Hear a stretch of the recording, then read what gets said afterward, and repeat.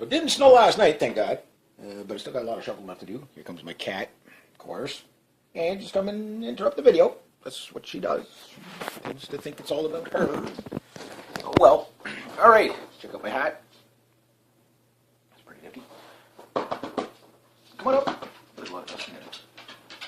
Here comes my dog. Okay. Generation Z. Don't let your fat butt hit the... Generation Z. Okay, so I'm a Gen Xer. Okay, so if we go back to World War II, right after World War II, you had the silent generation. Yeah, get even. There you go. You had the silent generation. Then you had the baby boomers, which, from the 1950, late 40s to the early 1960s. And I think from 1963 to 81 is my generation, the Gen Xers. Hey, okay, I'll pet you with my foot. And then after that, you had Generation Y, for a brief. And then you had the millennials in the year 2000, which is also a part of Generation Z, the way I'm understanding it. They're kind of... anybody I think 2005 on is Generation Z. So, in a few short years, Generation Z will be taking to the job market. They will be out of school. They'll be doing everything. Now, there's a study out there, or studies, I guess, and how they define Generation Z and stuff like that. And you can research it for yourself, and you'll see how they define the generation. That's tail. Anyway, the thing is that as a Gen Xer, I got to say, maybe I've been looking at this the wrong way. I think I've been looking backwards instead of forwards. And I guess slightly blinded by the millennials. And the millennials are also kind of known as the lost generation, failing to start, that type of thing.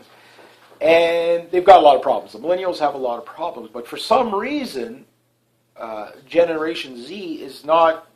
they're completely the polar opposite of as the millennials. They seem to be much better off. They seem to be much better grounded.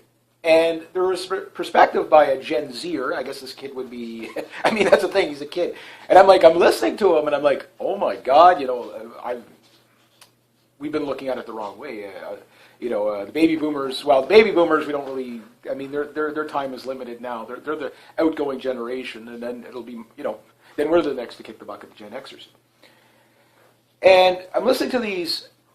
I heard Gavin McInnes talk about it, and then I heard Alex Jones talk about it. I heard Paul Joseph Watson talk about, Generation Z is ours. You can have the millennials, but we lost the millennials, but Generation Z is ours. And I'm like, okay, I didn't hear about this Generation Z thing. I kind of missed this one. And I'm like, okay. And then I'm listening to Paul Joseph Watson, who's saying, hey, wait a minute. This is studies are showing that these are they're even more conservative than the people right after World War II, the most conservative generation. And they're very innovative, which is good. And this is also something that Cliff High was talking about, where we're going to get a technology boom and stuff like that. Now there is a catalyst here that a lot of people don't realize is, and social media is the catalyst. This is what is going to allow this technology to spread like wildfire, which will outdo the patent offices. And the patent offices, when you think about it, it's the patents that really stop innovation, because somebody comes up with something and you need 100 different design changes to call it something else. People just can't compete with that, right? But these, you get some whiz-bang kid builds some sort of technology, puts it on YouTube or whatever, and then all of a sudden, here's the raw version, and somebody else makes a better version, and next thing you know, you got this technology boom, right? Now, between baby boomers and Gen X, there was a generation gap, and the best way I could put it is the rotary phone. Okay, well, under the first phone, okay, in that generation, pre-World War II, was basically you had a dynamo in there. You cranked it up, okay. You talk to the operator, and the operator at the switchboard grabs a couple of plugs. They plug it into another thing. You talk to somebody else. Okay, so that generation created the phone. Alexander Graham Bell, right? So they created the phone. So that technology, the people using it, they were able to make the thing function, but they didn't realize its potential. So the next one comes along, and which we'll say around the baby boomer era, starts rotary phone. Put your finger in. Still have the switchboard ladies doing their thing, but the phone's a little bit easier and it's a little more advanced than some of the previous generation. Like, how does this thing work, right? And then my generation comes along, Gen Xers, and we go to the touch button phone, which some of the people with the rotary phone are like, okay, oh, you just hit the button? Yeah, okay, no problem. And then we come up with this thing called the brick, and it's a cell phone. It's arguably a shortwave radio, but it's a cell phone, the first cell phone. And it's like, wow, that's, how do you, you hit the number, okay, I got the button part. How come I can't hear that? Oh, you got to hit a send? Oh, okay, talk or send or whatever. Okay, I get that. And then the wireless phone, whatever. So we got that. And then all of a sudden the millennials come along and they create, maybe not themselves, but my video. They create, the modern cell phone as we have now with, Jetson type, real time, talking to each other. Basically Star Trek didn't even come up with the stuff in the 1960s to its full potential. And God knows what the next generation is going to do for them, like generation A, B, or C. Like, I mean, that's the next generations down, I would imagine, if it follows suit. So 3 generations from now, by the time what the Generation Z creates now will be fully, probably the potentials of it will be realized by Generation Z. Now, I've talked about stuff like this in previous videos about where we're going to end up, on a timeline. But let's get back to the Gen Z. Sorry, very dry in here. First off, as a Gen Xer, I apologize for screwing up, your future for you. But the way it went was this. The Gen Xers basically fought the baby boomers, rebelled against the baby boomers. The millennials rebelled against the Gen Xers, and Gen Z, you will be, well, I don't know, you're going to have to do more than rebel against the millennials. I don't envy your position. I see Gen Z more similar in a lot of ways to Gen X, where they've kind of, they're going to be conservative, but they do seem to be more socially liberal, that type of thing. But you could say that Gen X and the baby boomers went very liberal, very, very, very liberal, and it's mainly the people at the top. But as a group, like any baby boomers I know, they're right wingers. They a lot of them though, the baby boomers don't necessarily vote. Sorry, understanding what they're voting for. They vote for whatever goodies are promised. Say, well, the liberals are going to come in and they're going to do this for the poor. Okay, well, everybody wants to help the poor. So they don't really look at how they're going to do it. They don't look at all the free stuff that's promised to you. Pay me now, pay me later. They don't understand that. So they'll vote whichever way the wind kind of blows, thinking that, okay, well, maybe, this guy's going to get it right this time. Not really understanding the difference between the party lines.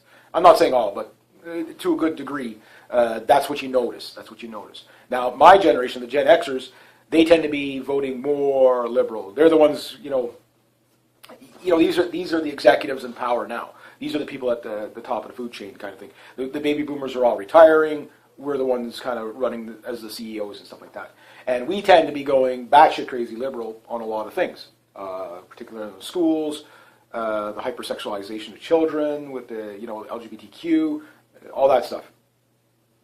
Legalize marijuana, legalize pedophilia, all that stuff is coming, unfortunately, in on my generation. With the lawyers and the judges being Gen Xers mostly, at the top that are going to be deciding these things. Some of them might be baby boomers, but a lot of them are still going to be Gen Xers. And the thing is that when we look at it, the policies that are coming in now and the laws that are coming in now, they're, basically with the Gen Xers, what we did is we sold the future to live it better now. And we did that on the model of what the baby boomers were doing. So basically, unlimited retirement, unlimited healthcare, unlimited this, unlimited that, and just run deficits rather than pay for things. And because of that, we've basically passed on to the next generation, like my nephew, who's only 3 right now, so I don't know if he'd be considered a Gen Z or if he's going to be the Gen A. I don't know. But he's right now, I guess he'd be Gen Z, so he's apparently going to be helping to save the world, so that'll be good. So, although it's still new, right now Gen Z is very conservative, and they're conservative for, I think, obvious reasons. They're seeing all the batshit craziness around them. Now, the thing is this is the first generation that really grows up with technology, or what we perceive as technology. Like, I mean, 100 years from now, we're probably going to look at this technology and say, how did they ever get by? You know, I'm sure people in the 1800s looked at the people in the 1700s and said, oh my God, those guys are so behind the times, it's not funny. You know, so it's going to go forward. We can't imagine where it's going to go yet. We have an idea, but, you know, things just switch to whatever. Like, who would have ever predicted the internet could do what it, you know, considering how long computers were around for, that type of thing. Nobody could have ever predicted, you know, I don't even think we yet even realize the potential of the internet yet. I don't even think we're close to it. So, you know, there's a lot of potential there. So we sold the future to live it better now, is the bottom line. And basically, so we could have our retirements and stuff like that. Now, the thing with the Gen Xers is we're getting pulled in with the millennials a bit, and we're pulled in with, you know, we're on the other side, you know, of the millennials to the Gen Z. And we're starting to suffer what, you know, the Gen Z's suffering. So I think we're probably going to be more like-minded with that younger generation, strangely enough. But the thing is we're passing the torch to them because, you know, they understand the technology better. They can take it further than what we can. And that's the potential. And because of that, where Gen X has to really step up is to make sure that we don't lose Gen Z like we lost the millennials. Now, the millennials, technically, although I don't have any kids, they would be mostly children of the Gen Xers, which were probably too over-liberal with their children. And I never thought of my generation as an extremely liberal generation, but, you know, I think the proof is in the pudding that the majority of all the craziness we see now is people my age demanding that, you know, and the millennials. Mostly the millennials are making the noise because they're out in the streets and, you know, the youth always takes to the street, right? But the thing is that Gen Xers now are basically suffering the same things that the millennials are suffering. They're suffering the same things that Gen Z's suffering. And, you know, the millennials particularly look at the baby boomers and saying, we don't want to pay for you anymore. And I guess that would also go for us because they can't buy homes. They're non-starters. You know, like, and again, it's not every single one of them, but as a group. And what that leaves you with is that there's not only a generational gap between millennials and the baby boomers, but there's also the resentment between the baby boomers and the millennials. And the resentment is probably more the other way around. I think most of the baby boomers are completely clueless. Again, they don't follow the technology to a great degree. Most people over the age of probably 45 or 50 probably don't use the internet on a regular basis. They probably don't use social media on a regular basis. I know there's exception to the rule, and I know I got lots of subscribers that are well over the age of 50. I'm aware of that. But I'm saying in general, if I were to walk through my town and poll it, I can almost guarantee you, almost everybody in this town over the age of 65 doesn't have internet. Or they don't, you know, they might know how to use their UFace or FaceTube or whatever it is. They can use that thing. Yeah, that's what I'm talking about. That's what I'm talking about. You know what I mean? Instagram. They can use Instagram. That type of thing. but they all understand MSN chat. They all understand that one. Yeah, that's the only one they know. Yeah. So when you're looking at it like that, okay, there's one group that basically the baby boomers. I think they're slowly becoming aware of the damage that they've done, passing down to the millennials. And again, this came into the curriculum that we were taught in school was nowhere near as radical as it is now. I mean, we actually learned stuff as Gen Xers in schools, math, English, science, biology, history, stuff like that. And I know they don't teach history properly in school anymore because it's like, the stuff I'm hearing them talk about now, it's like, whoa, that's not what we took in school. And I'm sure it was pretty doctored back then as well. But at the end of the day, it's like the Gen Xers came in and said, oh no, we need to have gender neutral. We need to have this. We need to have that.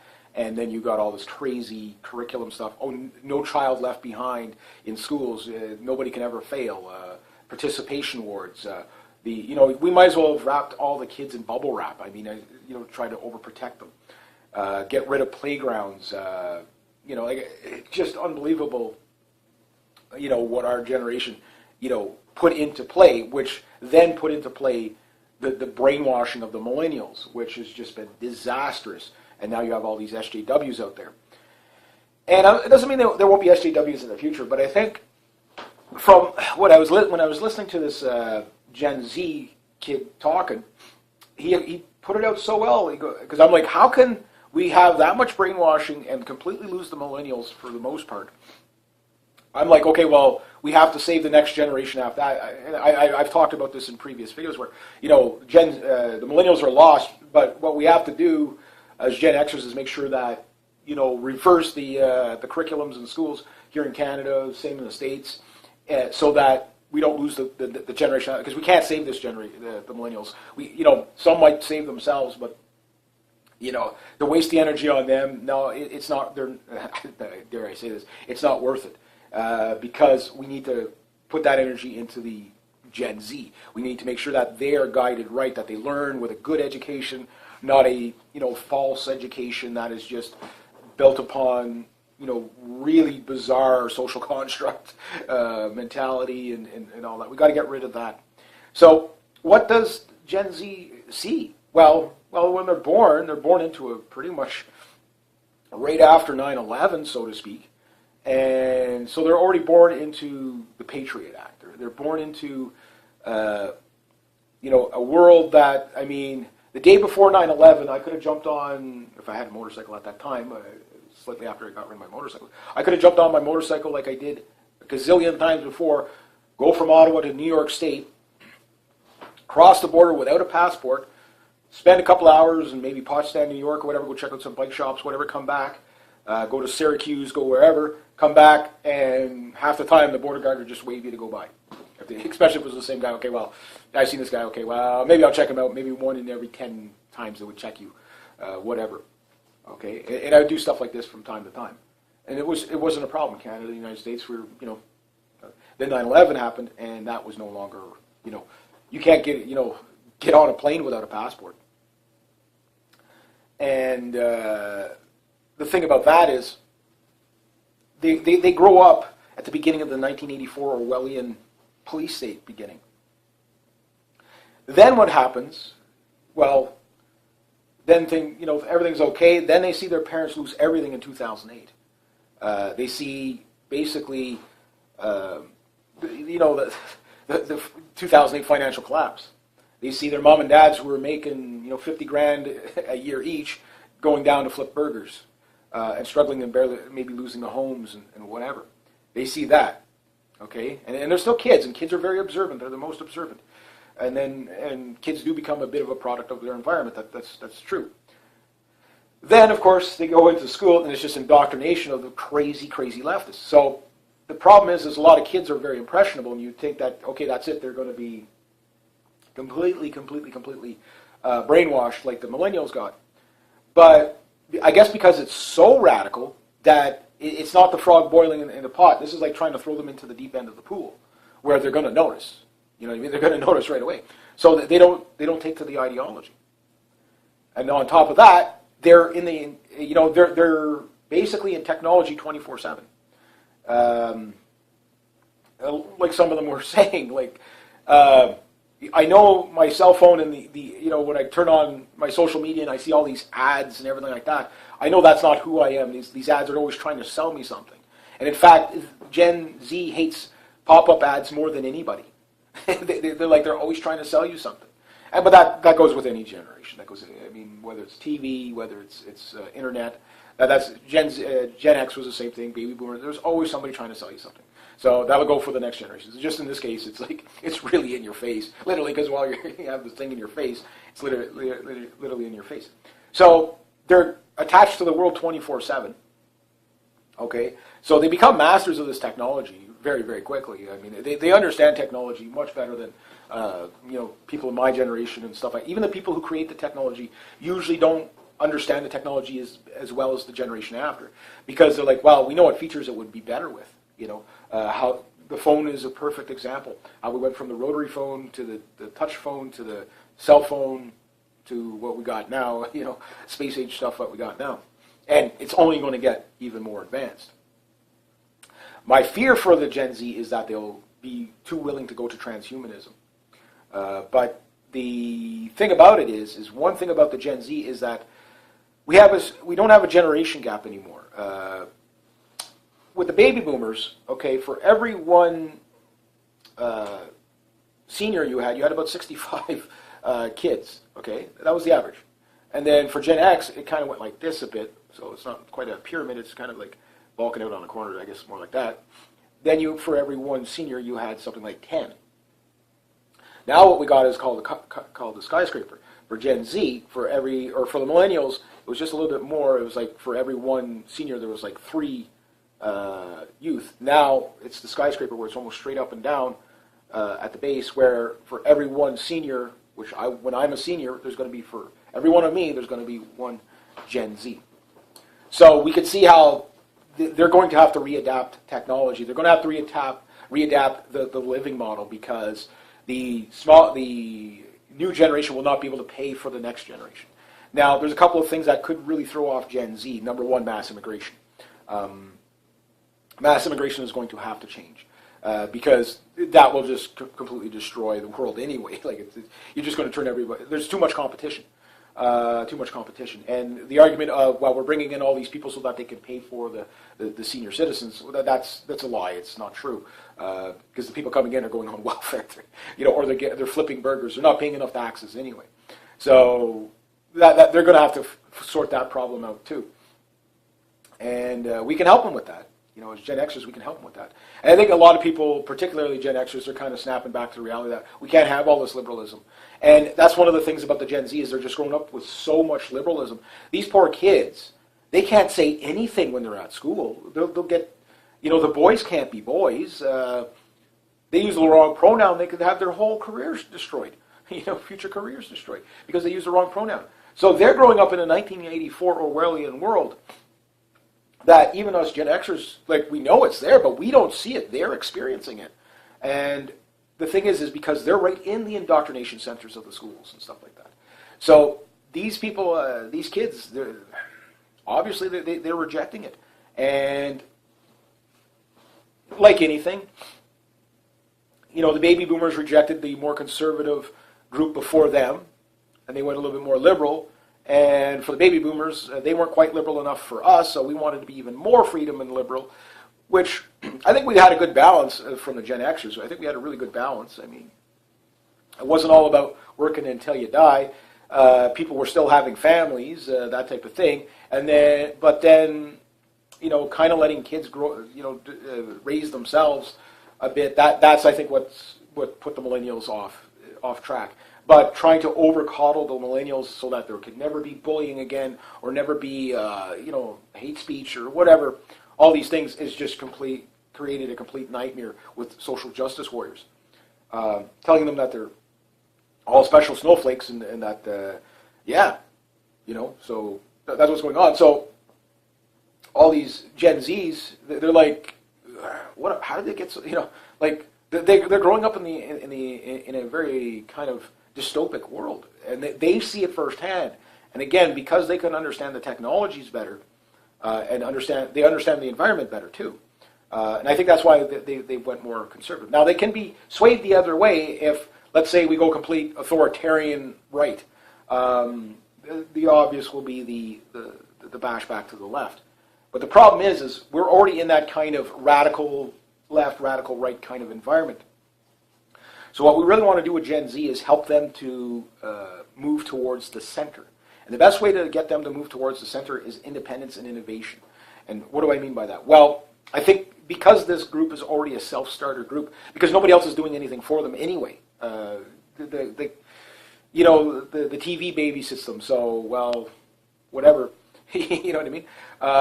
Mom and dad are both working all the time, because they can't have a single parent or a single parent working out of the household, like they both have to go to work. So these kids have to be self-starters, or they'll never get anything done. There's nobody around. They're basically left on their own in a sense. When you think about it, maybe not every, like that. They're never, there's never parents around or whatever. But their alone time is probably very high, I would imagine. Which means if they want to accomplish anything, they got to do it themselves. Kind of an interesting concept, that type of thing. So it's led them to become, and this is again more from their side of it. And I plan on doing a little bit more research on it because that kind of gives me hope that they are going to move back. Probably more, they might be more conservative because they know, like, none of them believe they're ever going to have a chance to retire. I mean, I'm a Gen Xer now. I know my retirement's done. The other thing too is they have access to all kinds of news sources outside the schools.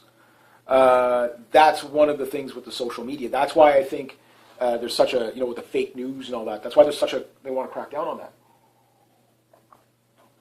I think what happened by accident, and something I talked about a long time, was how Facebook and YouTube and things like that were weapons.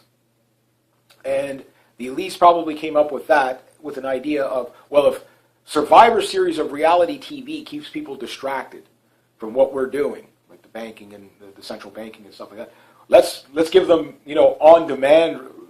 I mean, what is YouTube but basically reality TV, right? To a great degree, it really is that type of thing.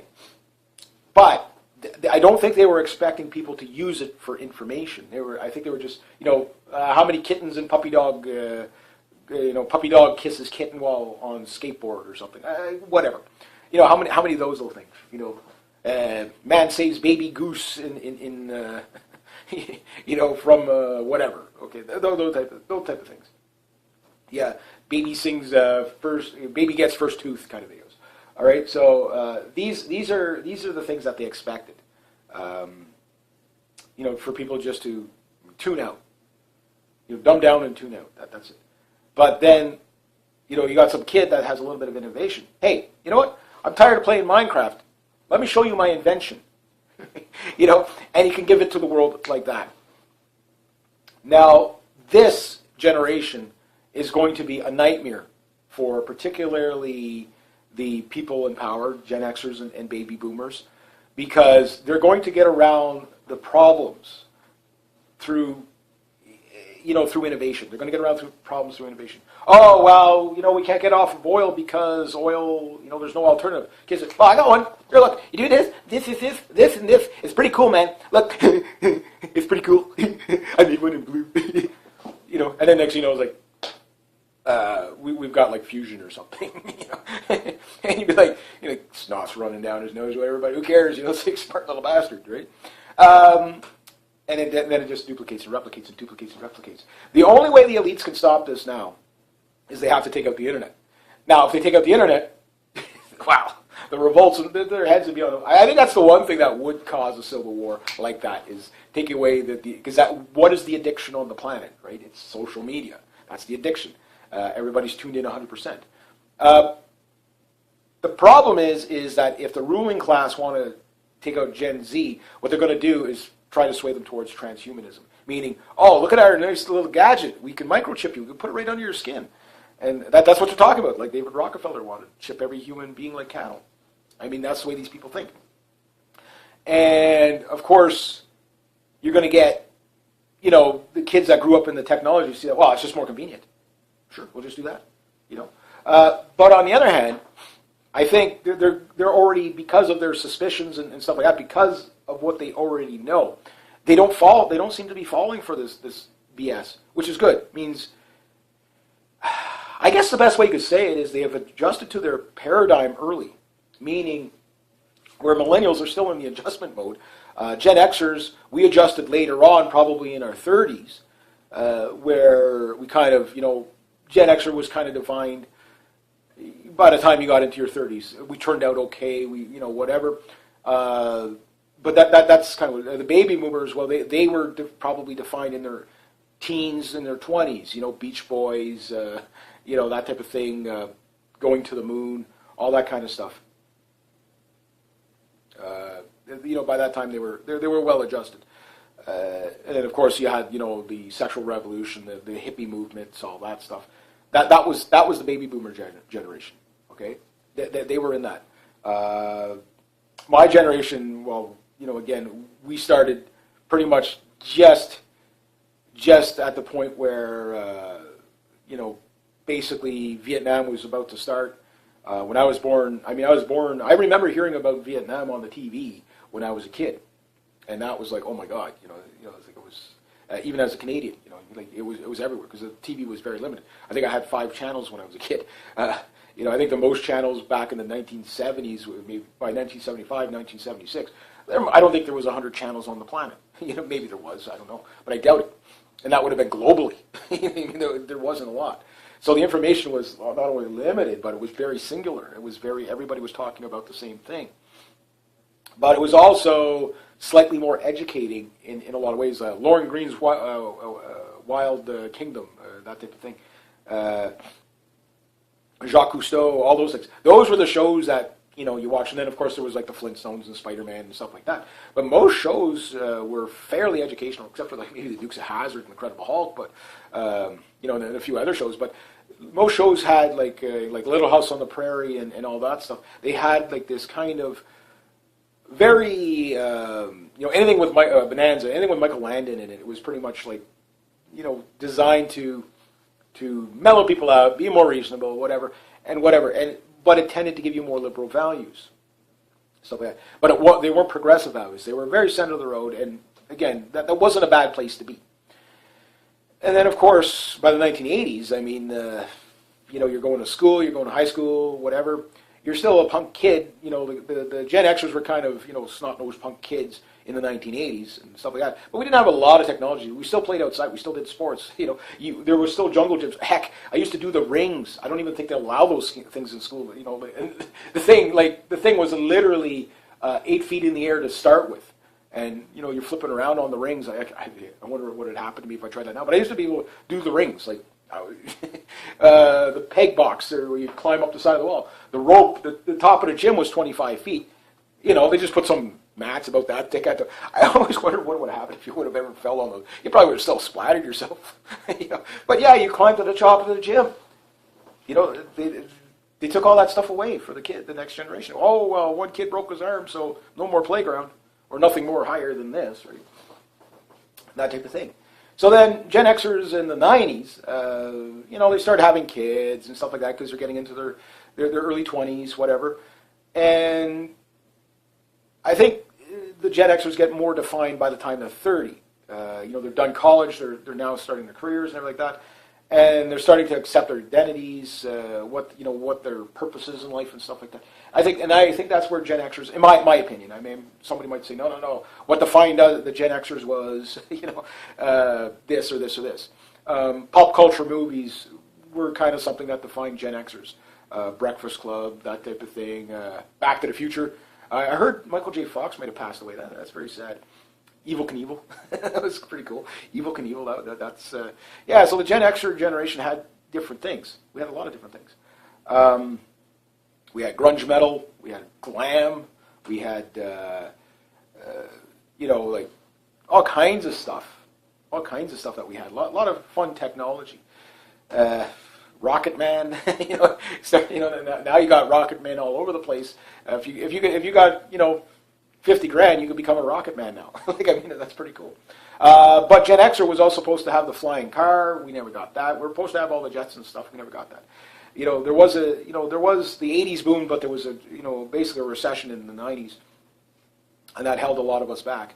But one thing with the Gen Xers is when all the technology started to really come in, JDS, Nortel, Corel, all those big things were booming. Microsoft, all that stuff, Apple, IBM, really starting to, the creation of the internet, 1995, that type of thing. But I think by that time, we're now starting to pass the torch to the millennials, and the millennials are starting to come up, and millennials are basically from, I think, 1980, either 82 or 84. I think it's 82 where we end. They begin. So 83, 84, whatever is the millennials, and they start to see the technology that we created, and they're starting to use it. In 1995, they're really starting to use this stuff. And as they're going, the thing is they're going right into the millennium. And right in the millennium, 2000, 9/11 in 2001, was just, it just kind of knocked everything down. It just kind of put a new kind of hypersensitivity on everything. although not first realized then, everything was coming in the guise of security, and we need to keep you safe, we need to keep you safe, we need to keep you safe. Never mind trying to think for yourself. You're too stupid to think for yourself. Everything's a social construct and like that. And then the authoritarianism, pretty much after 2008, really starts to pour in, as well as the crazy, extreme curriculum. And I remember back in the 90s hearing that term, gender neutral. This was for Gen Xers that were having babies, and they didn't know if it was going to be a boy or a girl. And rather than stress out of what to buy, here, buy yellow. You can dress the boy in yellow, you can dress the girl in yellow, no problem. Or brown or whatever. Go gender neutral.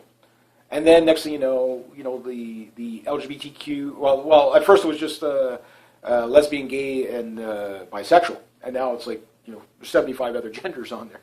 It's like it just and growing.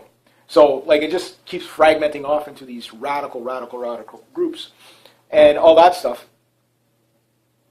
And we see all like the fighting for gay marriage and all that stuff. And apparently Gen Z is on the fence on that one. They're like, well, we don't know about it. Like, it's I guess they see all this dystopic stuff, and they're like, how could anybody have wanted that? And I guess what the big thing for the Gen Z is that they have to look at it from the point of view. None of them pretty much think they're ever going to be able to afford a house.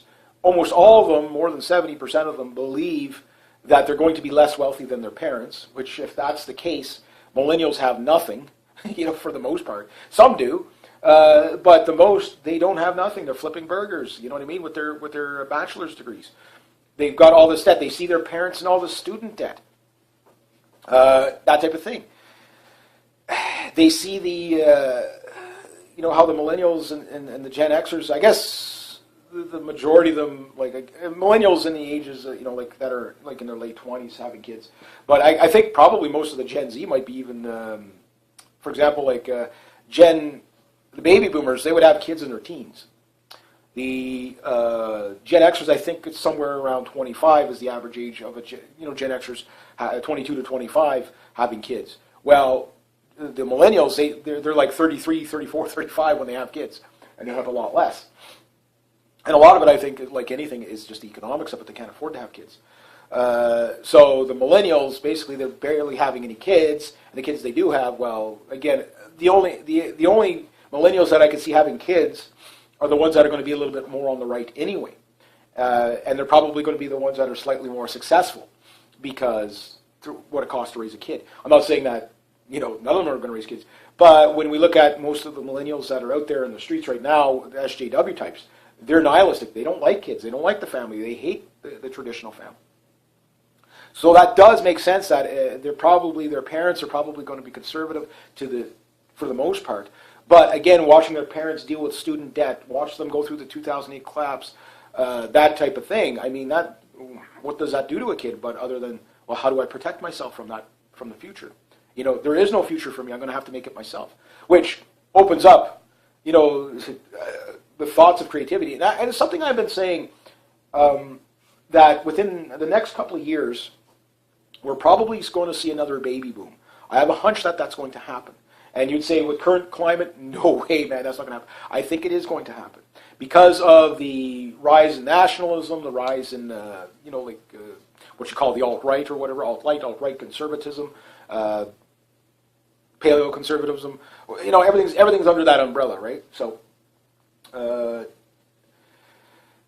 the thing about that is that the conservative types, they're rejecting the system now, okay?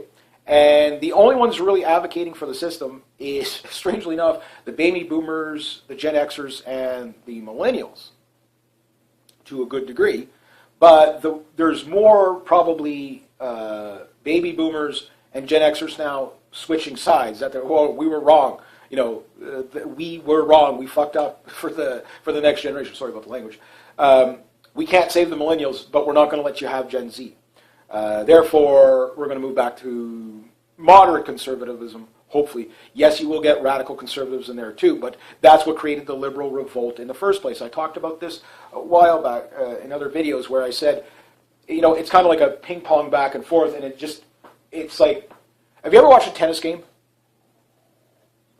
Okay, between two really good tennis players.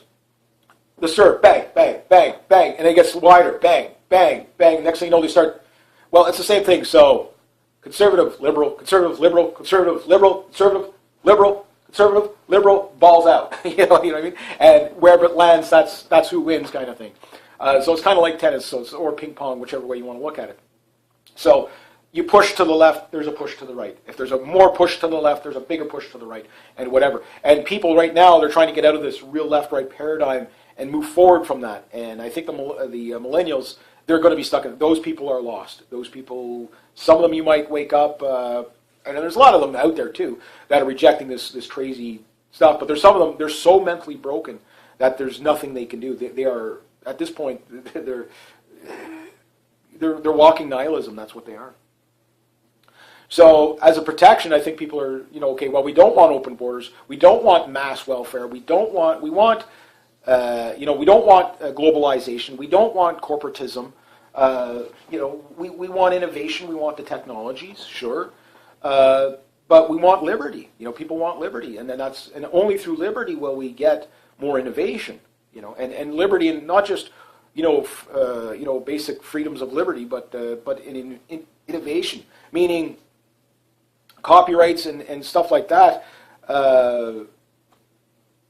People are that holds back so much. It does. I can understand somebody creates something and they want to make money on it, and then somebody comes and creates something better, whatever. But then that fuels competition, and the competition, regardless of how, I can understand some patent stuff, but to the point where you can't use that technology or whatever, it just becomes ridiculous. And what we see with the big corporations is they can seem to use anybody's technology and call it fair use, but then when you go to use theirs, copyright, right? We see this in the media all the time.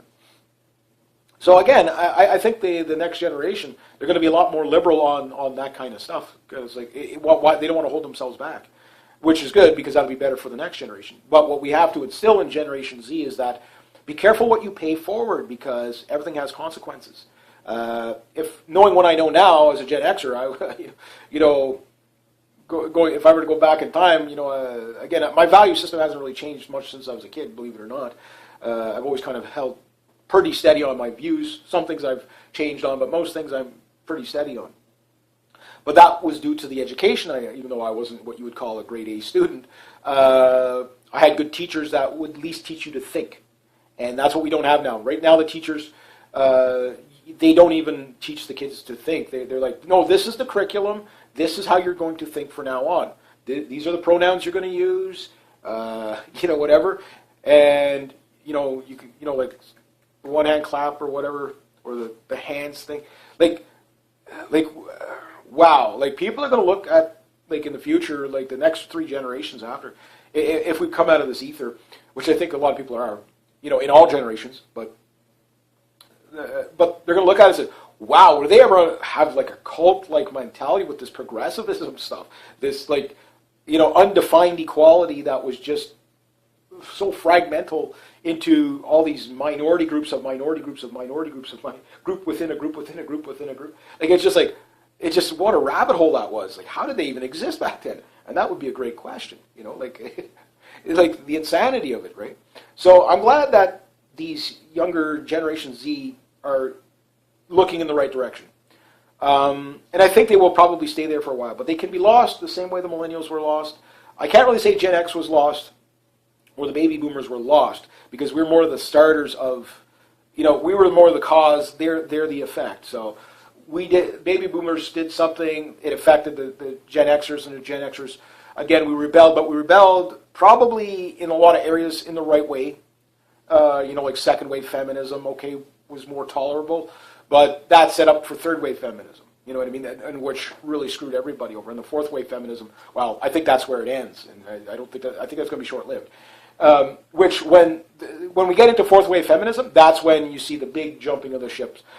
I think a canary in the coal mine was Ashley Judd and Madonna on the Women's March. That Women's March, I think, did more against feminism, radical feminism, than anything. And it just woke people up to what it is.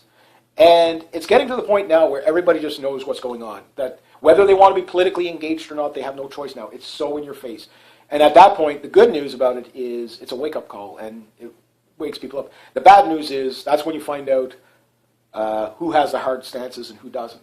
And when the people who are in power have a hard stance against you, then you know what you're up against. But that's difficult to find out who's against you, who's not.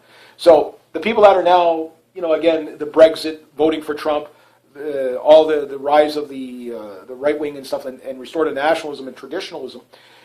If we push it the wrong way, or if the Generation Z takes it the wrong way, they go back to traditionalism that is repressive, and we don't want that. We don't want them to regress to that. But if they can go to moderation, where they can still be innovative and forward. For example, if we turn out a bunch of Alexander Graham Bells or Henry Fords or Howard Hugheses or Nikolai Teslas, okay, that is about as the best you can get, and Edison's and whatever.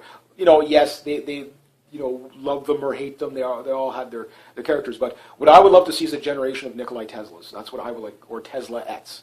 The Gen Z girls are worried about, because I guess with the brainwashing of third wave feminism, they are worried that they're not going to be getting proper opportunities because they're a woman. But I think that has to do with the education. Because in the first world, there's no woman that doesn't have opportunity. And if you're a mom, you need to teach your daughters that, you know what, you're not held back. You can do whatever you want to do. The society's definitely yours for the picking. And you just do that through honesty and stuff like that. Say, whenever they're telling you you're weak and that you're a victim and whatever, you don't. Like, if I had a daughter, I mean, the last thing she would be is a victim of anything. She'd be a victim of her own success. That's it. The same if I had a son. The same thing. Victim of my nephew, I'm going to make sure he's, going to have a lot of opportunities. I'm going to teach him as much as I can, the same way my brother's going to teach him, obviously. But I'm going to make sure he learns how to think for himself. And that's, I think, the biggest thing you can instill in kids. One thing that I learned from my parents was to think for myself. And that was something that, it doesn't mean you leave the kid by themselves to try to figure it out. You can aid them, and you're supposed to aid them in one direction or another. But the thing is that bring them to the equation so that they can come up with the conclusion for themselves. Put it out there for them. Teach. That's what you got to do. And for Gen Z, that's what they're up against. So if Gen Xers and, well, I don't know how many baby boomers can do this, but baby boomers, that'd be their great grandkids, I guess. For the Gen Xers, if you're the grandparents of Generation Z, or some of them might actually be parents of Generation Z, again, people having kids later. The thing I would say is that, teach them to think, okay, but teach them moderation. The best way to do that is always give both sides of the argument. This is what one side is arguing for, this is what the other side is arguing for. And then that way they can see the gray area and not just the black and white, because that's why we got the radical left. That's why we got the radical right. Now, a lot of people will say, yeah, but all this really does start with the baby boomers. And to a degree it does. The sexual revolution, all that stuff, the cultural revolution, all those things, the anti-war protesters, all those people, baby boomers of the 60s. Yes, this is why you see them at the top of all these third-wave feminists and stuff like that. These were the hippies of that. That was when their generation was defined. So I think with Gen Xers, what happens is, and this is kind of neat, if we were defined in our 30s, that's probably when we were slightly more mature. And probably at that point looking for careers and to settle down and stuff like that. So that's probably the value system we're going to be pushing when we're 80. You know what I mean? Where the Gen Xers, their value system came in, in the teens and in their 20s, in the rebellion of like the hippie movement, that type of thing, anti-war, all that, which some of it, was obviously, not bad, but, the free love, all that stuff. And that's what you see them pushing now. They're trying to relive their 20s. I guess we all do it, where we always want to be younger than what we are. I mean, I still skateboard around, like how cool am I, right? Well, not right now because there's snow. Now, it would still be cool if you could do it in the snow, but no. But you get the idea. Maybe if the driveway is frozen enough, it'll be nice and smooth for my trucks. But anyway, you get the idea that the value system that we push, so that means the millennials, if they can make it, if they make it through their 80s or 60s or whatever, they're going to be pushing the radical values now. So you see how us Gen Xers don't have a lot of time to really help, because we're going to be dead and gone, and the real fight is going to be between the Gen Z And the millennials, kind of like how Gen X kind of went against the baby boomers went against the silent generation, that type of thing. So, but we have to look at the silent generation. What did the silent generation have? Well, they had bombed out cities right after World War II in Europe. They had nothing. They were only a few years out of a depression. We're about to go into a depression well, we are in a depression technically. It's just the bread lines are electronic now. But, so Gen Z and the silent generation probably have more in common than just about any generation, because although they have a plethora of opportunity, they're going to have to make their own opportunity. So they have a huge advantage. I'm not even going to compare that, but they're kind of in that kind of a sediment where, wrap this up, that they do have to do it for themselves. That, like after World War II, those generations had to do everything for themselves. The baby boomers, yes, a lot of them had to do it for themselves. Gen Xers, we pretty much got handed everything. Maybe not everything, but we were handed a lot. The millennials, it wasn't that we handed them everything, it's that we tried to save them from everything. That's where they went wrong. For example, daycares and stuff like that. Very self-destructive. But anyway, to Gen Z, I salute you. Here's the torch. Good luck. Use your head. I will be making more videos on Gen Z because now I'm fascinated by it, because that is our future. And I always promote Family Nation Future, and that's where I think it needs to be. That's where it needs to be promoted. If we have that, we'll have a stable society. All right, so anyway, if you like this kind of content, please consider making a donation to the channel. Links down below. Thank you so much to everybody who has. Next that, rate, subscribe, share, comment, like. Be true to yourself, be true to others. Always do the right thing, and have yourselves a great day. Good day, hi, and welcome. All right, so it didn't snow last night, thank God. But I still got a lot of shoveling left to do. Here comes my cat, of course. And just come and interrupt the video. That's what she does. She tends to think it's all about her. Oh, well. All right, check out my hat. Come on up. There's a lot of dust in there. Here comes my dog. Okay. Generation Z. Don't let your fat butt hit the... Generation Z. Okay, so I'm a Gen Xer. Okay, so if we go back to World War II, right after World War II, you had the silent generation. Yeah, get even. Get even. There we go. You had the silent generation. Then you had the baby boomers, which... from the 1950, late 40s to the early 1960s. And I think from 1963 to 81 is my generation, the Gen Xers. Hey, okay, I'll pet you with my foot. And then after that, you had Generation Y, for brief. And then you had the millennials in the year 2000, which is also a part of Generation Z, the way I'm understanding it. They're kind of... Anybody I think 2005 on is Generation Z. So, in a few short years, Generation Z will be taking to the job market. They will be out of school. They'll be doing everything.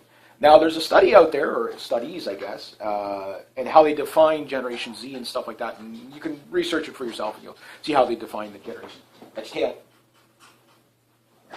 Anyway, the thing is that as a Gen Xer, I got to say, maybe I've been looking at this the wrong way. I think I've been looking backwards instead of forwards. And I guess slightly blinded by the millennials. And the millennials are also kind of known as the lost generation, failing to start, that type of thing. And they've got a lot of problems. The millennials have a lot of problems. But for some reason, Generation Z is not this. They're completely the polar opposite of as the millennials. They seem to be much better off. They seem to be much better grounded. And there was perspective by a Gen Zer. I guess this kid would be, I mean, that's the thing, he's a kid. And I'm listening to him, and I'm like, oh my God, we've been looking at it the wrong way. The baby boomers, the baby boomers, we don't really, I mean, their time is limited now. They're the outgoing generation, and then it'll be, then we're the next to kick the bucket, the Gen Xers. And I'm listening to these. I heard Gavin McInnes talk about it, and then I heard Alex Jones talk about it. I heard Paul Joseph Watson talk about, Generation Z is ours. You can have the millennials, but we lost the millennials, but Generation Z is ours. And I'm like, okay, I didn't hear about this Generation Z thing. I kind of missed this one. And I'm like, okay. And then I'm listening to Paul Joseph Watson, who's saying, hey, wait a minute. This is studies are showing that these are the most. They're even more conservative than the people right after World War II, the most conservative generation. and so and they're very innovative, which is good. And this is also something like Cliff High was talking about, where we're going to get a technology boom and stuff like that. Now there is a catalyst here that a lot of people don't realize is, and social media is the catalyst. This is what is going to allow this technology to spread like wildfire, which will outdo the patent offices. And the patent offices, when you think about it, it's the patents that really stop innovation, because somebody comes up with something and you need 100 different design changes to call it something else. People just can't compete with that, right? But these, you get some whiz-bang kid builds some sort of technology, puts it on YouTube or whatever, and then all of a sudden, here's the raw version, and somebody else makes a better version, and next thing you know, you got this technology boom, right? Now, between baby boomers and Gen X, there was a generation gap, and the best way I can put it is the rotary phone. Okay, well, under the first phone, okay, in that generation, pre-World War II, was basically you had a dynamo in there. You cranked it up, okay. You talk to the operator, and the operator at the switchboard grabs a couple of plugs. They plug it into another thing. You talk to somebody else. Okay, so that generation created the phone. Alexander Graham Bell, right? So they created the phone. So that technology, the people using it, they were able to make the thing function, but they didn't realize its potential. So the next one comes along, and which we'll say around the baby boomer era, starts rotary phone. Put your finger in. Still have the switchboard ladies doing their thing, but the phone's a little bit easier and it's a little more advanced than some of the previous generation. We're like, how does this thing work, right? And then my generation comes along, Gen Xers, and we go to the touch button phone, which some of the people with the rotary phone are like, okay, oh, you just hit the button? Yeah, okay, no problem. And then we come out with this thing called the brick, and it's a cell phone. It's arguably a shortwave radio, but it's a cell phone, first cell phone. And it's like, wow, that's, how do you hit the number, okay, I get the button part. How come I can't hear that? Oh, you got to hit a send? Oh, okay, talk or send or whatever. Okay, I get that. And then the wireless phone, whatever. So we got that. And then all of a sudden, the millennials come along, and they create, maybe not themselves, but, yeah, my video. They create, the modern cell phone as we have now with, Jetson type, real time, talking to each other. Basically Star Trek didn't even come up with the stuff in the 1960s to its full potential. And God knows what the next generation is going to do for them, like generation A, B, or C. Like, that's the next generations down, I would imagine, if it follows suit.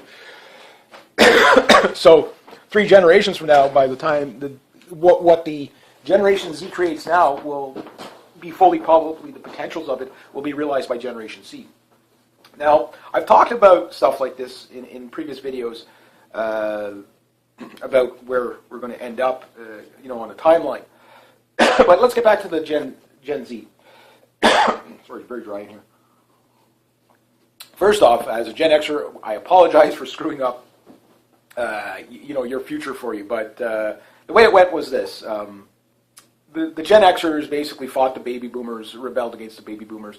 The millennials rebelled against the Gen Xers, and Gen Z, you will be, well, I don't know, you're going to have to do more than rebel against the millennials. I don't envy your position.